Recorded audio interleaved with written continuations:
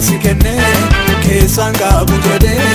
maaf harkaa dhiqataa dhugaadhaan dubbata yoo ture soofsamuu yoo dhaabate injitu yoo kallate injitu dhugaadhaa falfatu inni hundaa dabarsee ofiin ni dhaabatu Yesuusa ulfaatu.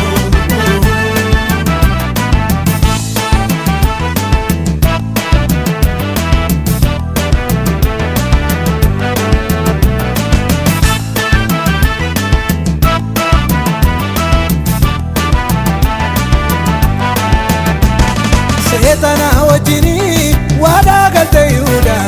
dhugaadhaa dubbatu harka nyaattee dhuftee dugda natti qabda dhugaadhaa dubbatu ati sin argata gatii hojii keetii dhugaadhaa dubbatu qooda kee harka keeni raawwata taamati dhugaadhaa dubbatu dabarsee si kenne keessaan qabu jedhee maaf harkaa dhiqataa dhugaadhaan dubbata yoo ture soofsamuu yoo dhaabate injitu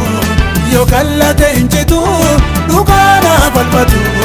inni hundaa dabarsee ofiin ni dhaabatu Yesuusa ulfaatu.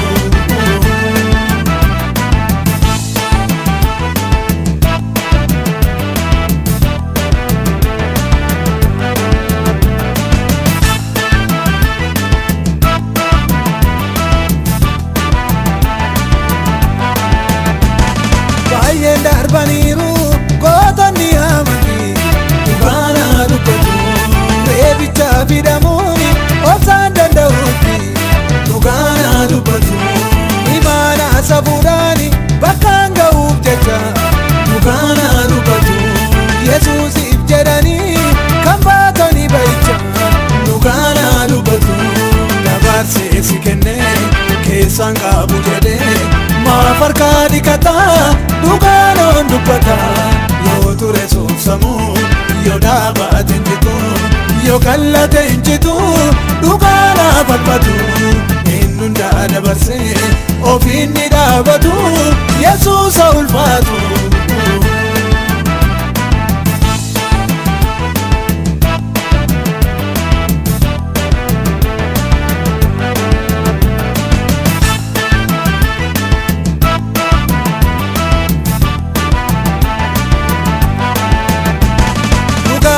jedhanii mormii kan qaadame dhugaadhaa dubbatu harkaan miilli isaanii sibiilaan hidhame dhugaadhaa dubbatu dhugaan isaanii ballee dhugaan hin boba'ee dhugaadhaa dubbatu jiruun kumaatamni kan Waaqayyo kaa'ee dhugaadhaa dubbatu dabarsee si kenne keessaan qabu jedhee maaf harkaa dhiqataa dhugaadhaan dubbata yoo ture soofsamuu yoo dhaabate injitu yoo kallate injitu dhugaadhaa falfatu inni hundaa dabarsee ofiin ni dhaabatu Yesuusa ulfaatu.